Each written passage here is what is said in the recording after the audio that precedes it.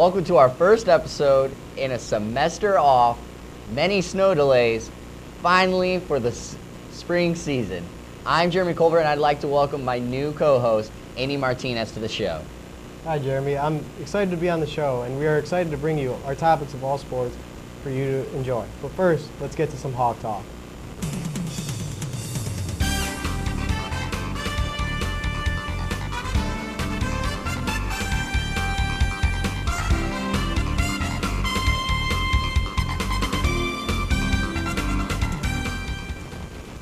The QU baseball team has been picked as the preseason favorite to win the Great Lakes Valley Conference West Division by the conference's coaches. In addition, the Hawks received the 24th rank in the nation by D2BaseballNews.com. The Hawks will return virtually all of their starting lineup from last year's team that finished 28-21 and 19-12 in the GLVC. Jeremy, do you believe these expectations are too high, or should we expect more from this Hawks team? To be honest, when you look at last season's team, they played very well, to be honest, with being a very young team, not much seniority.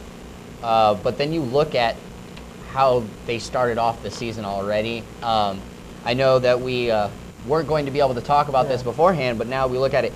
They lost 3 of 4 to Arkansas Tech and lost 22-0 in one game. I don't know about you, but that just doesn't spell to me, the conference favorites to win. Yeah, you lose 22-0. You're basically saying we're not an elite team just yet. I mean, they're probably a good team. They return a lot of players. I mean, they return 3 all GLVC conference players, and they're all seniors. But at the same time, if you lose 22-0, I don't know how much that says about you being an elite team, especially in the nation overall. Yeah, and then you look at it. You refer to the 3 GLVC starters that they're returning, and they're really good ones. You got Aaron Priestess. He's a Tino Martinez Award semifinalist. Batted .395. Played very well. You bring out an infielder, Drake Austin, who also played very well with a .340 batting average. And then you got a starting pitcher, Mac McDaniel. Both of those, Austin and McDaniel, were all region team nominees. So is Priestess. But you look at it, starting off the season, is always shaky for almost every team. They can start off bad and end up building a way to be top. I'm just not sure if I could say we should expect more from them or expect them to win the actual tournament. But I will say, looking on paper, I don't disagree with the coaches deciding them to be one of the favorites to win the West. Like you said, baseball, it's a long season. You're not going to win every single game. You're gonna have bumps in the road. I mean, obviously a 22-0 loss isn't perfect, but it's a good way to measure where you're at right now in the season, early in the season. Yeah, that's a great thing to point out. As we head into spring break, it means one thing to basketball fans: March Madness. The men's and women's teams look to head into the postseason play looking strong in their final game. The women have been playing well all season, and the men, well, they aren't doing as well. So, Andy, how do you feel the teams will do in their postseason play? Well, thankfully the show got pushed back a week, so now we get to see exactly where the team lines up. The men's team, they're 12-13 and they're 7-10 in the GLVC play. Not great, but I mean they could do better. But when you look at it, they only have 2 seniors on the team. This is a really young team. They have such a bright future. They just clinched their spot in the GLVC tournament, which is huge for a young team. You have 2 starting freshmen in Grant Meyer and Jens Kennedy. I mean, and Grant Meyer is a true freshman, so that just spells out success in the future. Yeah, and the great thing, though, about the show getting pushed back is the men's team was actually able to finally get a key win. All season long, they hadn't gotten a big win, and they've had a lot of unfavorable losses that will really hurt their chances to make the GLVC. But then they finally got that win against Maryville, who's number 2 in the West. And they're, the men are playing really well of late. They're 4-2. But then you look at the women's team. Last week, if you had asked me where the women's would be, I would have said they'd be towards the top, going to have a chance to win. But they're in a 4-game losing streak right now. Yeah, like you said, I mean, they're kind of ending the season the way they started the season, which isn't a good thing because they started off really ugly. They lost to some NAIA teams, and if you look at their record, it's 13-12 and 11-6 in the GLVC. That just sounds really it just doesn't sound normal. You should have a fairly balanced record in both. But I mean, at the beginning of the season, they also lost some of to a good team in Pittsburgh State who was ranked number 2 in D2 basketball at the time. But they're going downhill. It isn't good right now. Yeah, and last week they were 11-2 in their conference, yeah. and like all 4 losses have been in their own conference, really hurting their team. And then you look at it, like they losses to Drury, who has a losing record in conference. They're not looking well, but they have a lot of key wins, which may help them in the long run as we go through the tournament. All right, the Chicago Blackhawks have opened up the season with a 16-0-3 record, breaking the NHL record for most consecutive games to open a season with at least a point. The NHL is playing a condensed schedule this season due to the lockout earlier in the year. So with that in mind, is the condensed schedule helping or hurting teams in the AHL? And will the Hawks be able to sustain such success with a condensed schedule? I'm glad that we're talking about this topic. I know you also. We're both big Blackhawks fans, so we may be a little biased in this topic, but I want to say I think they can keep it up. Obviously, they're not going to, stay this hot for that long. It's a long season. Even with it condensed, it's going to be a long season, and there's a lot of good teams in their division. But if you look at it, they only have losses to Vancouver, who's 3rd in the West, and Anaheim, who's 2nd in the West, and that's aside from the loss to Minnesota, who's playing for a playoff spot still right now. They're 4th in goals per assist, 1st in goals per goals against them, 2nd in penalty kill percentage. They're playing super well. It's going to be a long season. They're going to fall off at some point. It's just as long as they get hot back towards the end of the season, it's going to be the main thing. Like you said, hockey, every year it's the longest season of the year. You play 2 or 3 games a week, and it's a long season. It's hectic, and there's always going to be injuries. But the thing about the Blackhawks is they've had injuries, and they've gone over it, and they've played well even through the injuries. And I think that's just what defines a championship caliber team. And I think had it not been for the short condensed schedule, they would not have been as successful. I think with a longer schedule, they probably wouldn't have been as hot as they are right now. Yeah, and the one thing that's playing into the Blackhawks, tables right now is they have 2 goalies who could start for any team and play for them right now. They're playing so well. And then you look at it, like I want to look at Johnny Oduya, who they traded for last year. In 37 games with the Blackhawks, he has 11 assists. His plus to negative percentage is 13, and they have 28 wins, 2 losses, and 7 overtime losses since joining the Blackhawks. That is just such a phenomenal trade that has really helped the team in the defensive, and defense wins championships. Well, let's talk about some more college basketball, but this time let's talk about some bubble teams. Illinois looked hot early in the season, but have been off and on since being ranked at 10. And Kentucky may go from a national championship in one season to an NIT bid in the next season. With college basketball full of surprises, including last night, what big team do you think has a long shot of making the big tournament? Like you said last night, Penn State hasn't won a game in conference, and then they go out and beat Michigan, ranked 4 in the nation. It just defines how unpredictable the season has been. But I look at one team in particular. You mentioned them, Kentucky. Right now, I believe they should be in. They boast a 19-8 record with a 10-4 record in the conference in the SEC. The SEC is a very tough conference. It's not as tough as it has been in previous years. But at the end of the day, it's still one of the top 6 conferences in the nation.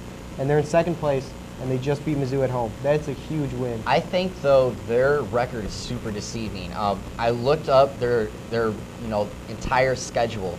They're 0-3 against teams with the RPI in the top 25. 1-4 against RPI teams in the top 50. 6-8 against RPI teams in the top 100. And then they finally start to break it down at the bottom. 8-8 in top 150, and sub 150s they're 11-0. Their record is super deceiving. If you had asked me last week, I would have said Kentucky's out for sure. The win against Missouri really helps them, and voters are a lot of what happens in the present. So that may give them the shot to get in. We go to another team. I look at Baylor. They're predicted as one of the last 4 teams in and out. They're either in, they're out, depending who you look at. But in my opinion, they're not an NCAA tournament team. They're 16-11 and it's 7-7 in the Big 12. That just screams to me, I don't deserve to get in. They just lost 8 of their last 7 games, or 6 of their last 8 games. and they were all the teams that should be in the tournament. If you want to make the tournament, you have to beat those teams that make the tournament. If you want to be the best, you have to be able to be the best. Yeah, and you talk about a team getting out. I want to talk about the team that I started off with in this script, Illinois. They were playing so hot at the beginning of the season, and then they just started to fall off. And it's so surprising that they finally got hot at the right time, and it's the best thing for them to go on. In the NBA season, one of the most hectic times of the year outside of the playoffs past is trade deadline day. Looking at the deals that have occurred, what move or non-move has surprised you the most? To be honest, there's only one move that was surprising, and that's the Houston Rockets trade that traded Marcus Morris to Phoenix.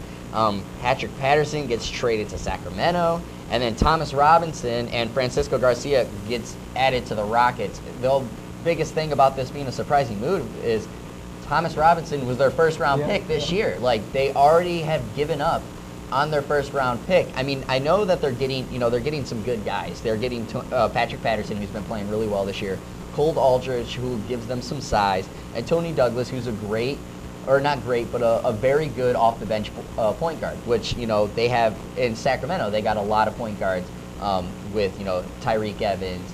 They got to get some building, but it's just surprising that Thomas Robinson already gone. You look at the trade. There's also a little backside story. You see Marcus Morris. He played with his brother Markieff Morris at the University of Kansas, and now they're playing together in the NBA. I mean, that's a pretty cool story in itself. But then I look at another trade, J.J. Redick. I think he is one of the most elite shooters in the league. He's not a great all-around player. He doesn't give you great defensive help. Doesn't do all the other things as well. But he's a great shooter. He can make the shots that you need him to make. When you want a shot, it's going to go in if you give it to J.J. Redick. And he got traded to Milwaukee, and a lot of teams could have used an elite shooter. But I feel like Milwaukee kind of got a little steal with getting J.J. Redick off that steal. And I think also that plays into what they did last year, getting Monte Ellis. Like, Milwaukee, they're not a team that can, battle in the playoffs just yet, but you can tell they're trying to make the necessary moves to catch up with the Chicago Bulls in the future. The biggest surprise, in my opinion, though, is the non-trades. You look at Boston, they lose Rajon Rondo. They have two other aging stars there that, are going to leave soon. You try to get some pieces to build for the future. And then Dwight Howard doesn't look like he's working in LA, but yet they keep him. Like, there's no sense going on with these teams that should have been moving him around. Now let's change the mood for a little bit. Oscar Pistorius was accused of murdering his girlfriend on February 14th and is in court right now. Not talking about whether he is guilty or not. But Andy, do you think there's any way he could recover his image after this? Getting to the Pistorius story, it's a touchy subject all around. But I think this is a story that depending whatever the outcome is, I think he can get over it. I mean, there's been athletes in the past that have done it right and have done it wrong. You look a long time ago, O.J. Simpson, kind of his career, he just went downhill. Then you look at Ray Lewis. He's a completely different man. You forget what happened in the past. You look at Oscar Pistorius, it depends on which route he takes and how he goes about all the tragedy. I think the one thing that will help him, if he's able to, get past this legal matter, is the paraplegic Olympic running. Like that, having them back him will be the thing that'll help that'll change his image. I know right now they are backing off of him, basically trying to get prepared for life without him. But if they are able to look at him again and be like, this is our guy, this is our face, that will help change the ideas of the country to push him back into, the good light. I think if you look at it, it's a lot lesser degree, but if you look at Michael Phelps, I mean, he was our national hero. He was Olympic medalist, won a bunch of Olympic gold medals, and then there was the whole incident with the marijuana, and people just looked down upon him, and it was ugly. But then we got over it, and the next Olympics, everyone loved him. I think if Oscar Pistorius can get over it, and he can embrace the love his people have for him, because he's a national hero in South Africa, I think he can still be an Olympic star. Yeah, and that's the one thing is he could still be an Olympic star as long as he keeps getting that bid to go back. It's just the fact of who's going to back him is going to be a big factor in this, because as if someone doesn't back you or a whole country just all of a sudden deserts you, that kind of makes you lose all focus on going to the future.